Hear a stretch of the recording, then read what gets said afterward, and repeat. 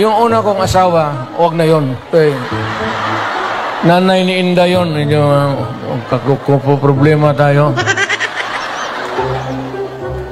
Alam mo yung nanay ba ni Inday? Tisayan. Tapos nakita ko yan sa aeroplano, stewardess eh. So, pag ano ko, hinanap ko kung saan yung bahay.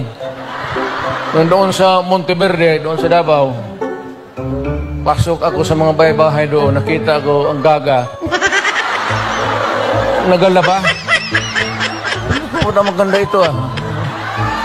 Tapos sa hagdanan ako sa kabilang, sabi ko, Miss, labandera ka?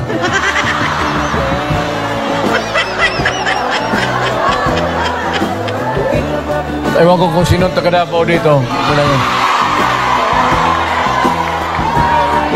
Yung hagdanan nila, may, nung halata ng nanay, si Puring, mother-in-law ko, inilipat yung aso doon sa hagdanan.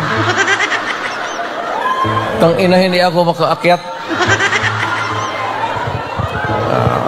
Kaya, hiningi mo eh. Ano lang yan yung ano tawag yung pokpok sa Bisaya?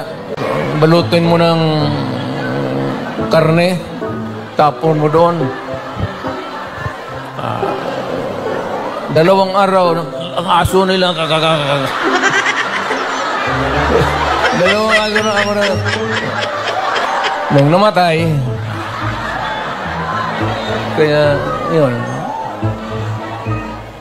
Ito naman si Elizabeth. Mahaba ng istorya. Pero basta tinanan ko.